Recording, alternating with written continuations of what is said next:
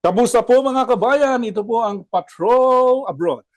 Tuloy na po ang pagsasampa ni Mayor Ken Sim ng motion sa harap ng Vancouver City Council para po maisulong na ang pagtatayo ng isang Filipino Cultural Center sa naturang syudad. Ito'y sa kabila ng mga pagtutol ng maraming grupong mga Pinoy sa Vancouver. Ang follow-up report mula kay Rowena Papasik. Wala nang atrasan si Mayor Ken Sim sa pagpipresenta sa Vancouver City Council ng mosyon para sa isang Filipino Cultural Center sa lungsod. On November the 26th, I will be bringing forward a motion that's being co-submitted with Councillor Joe, but make no mistake about it, it's from all of us standing up here for consideration that would, if adopted, advance a proposal for a Filipino Cultural Center right here in Vancouver, right here on Main Street alongside a hotel project. Pero nilinaw ni Sim na unang hakbang pa lang ito at kailangan pa rin anyang marinig ng konseho na suportado ng komunidad at city staff ang mosyon bago ito pagbotohan.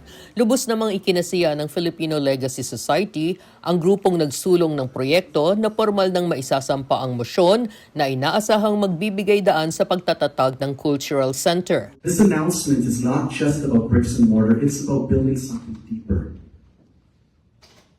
It's a home for our stories, our music, our food, our language, and our spirit. Ngunit hindi lahat ng mga grupo ng Pilipino ay paborable sa mosyon. Isa na rito ang Mabuhay House Society na nag-abstain sa pagsuporta sa mosyon dahil magiging duplikasyon lang nila ito ng ginagawa nilang feasibility study para sa isang standalone provincial cultural center. Bukod dito, iginiit ng Mabuhay House na marami pa ring kwestiyon kung sino ang magpapatakbo at magmamay-ari ng cultural center.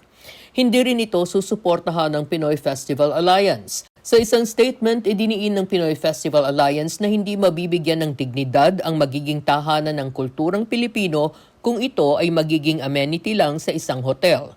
Nauna rito ay nagkaroon ng forum na itinaguyod ng UFCABC kung saan nagbigay linaw ang Filipino Legacy Society at developer na si Toby Reyes sa mga tanong ng komunidad. We're very happy kasi maraming mga tanong na nasagot. Of course, we weren't able to ask all the questions. I think it's clarity napaliwanag lalo na kay sa FLS at saka kay Toby kasi they're new, no? They're the new kids in the block. So parang ngayon, ang dami nagtatanong, sino ba itong mga taong to? Ano ba yung kanilang katangian? But with today, I think naliwanagan sila ng konti. That's our hope. All of these questions come from a place of care and a place of passion and a place of a desire and a need to see this done properly. And so, I thought it was great. I thought it was a fantastic opportunity for the community to get together, to clarify things. Dumalo rin sa forum si Mabuhay House Society Chair Lester De Guzman na nagsabing nalinawan niya rito na talagang high-level motion ang inisyatibo sa City Hall. Gayunpaman, tiniyak ni De Guzman na determinado ang Mabuhay House na ituloy pa rin ang nasimulan na nilang kolaborasyon sa provincial government. We're still in the track of the province and the capital project plan. Tutuloy pa rin namin yun from our perspective. I think as a community, we can be united, but at the same time, we can also support different initiatives para hindi lahat nasa isang basket yung ating investment. Marami rin naman pong pwedeng gawin on the side to really ensure na talagang representative yung Filipino Cultural Center sa ating community. Sinabi naman ng NPC3 na maraming kwestiyon mula sa komunidad ang nabigyang linaw dahil sa UFCABC Community Forum. Ayon kay Eri Maestro, siyang interim head ng NPC3, nakapagpasya na ang kanilang board na makikibahagi sila sa pagbabalangkas ng mosyon upang matiyak na hindi madedehado dito ang komunidad.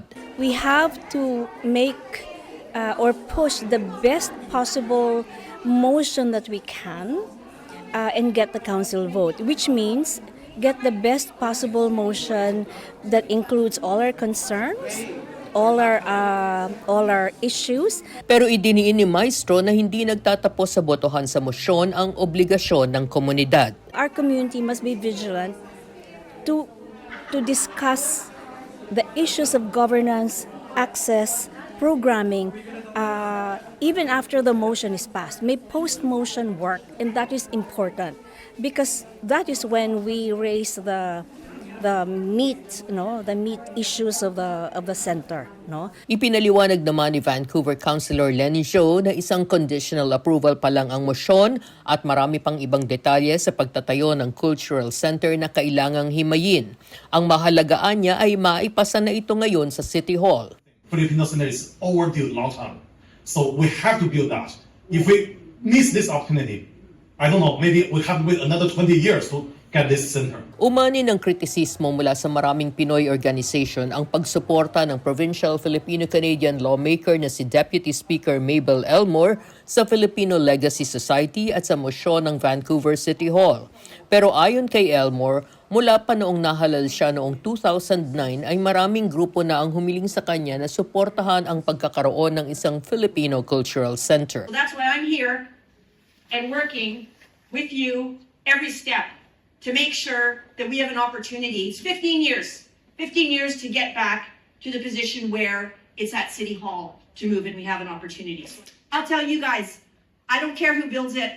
I do not care what organization. I don't care what project. We need to build the center. Mula sa Vancouver, ako si Rowena Papasin, ang inyong patrol abroad. At yan po ang latest sa Patrol Abroad. Ako po si Henry Umaga Diaz. Hanggang sa muli.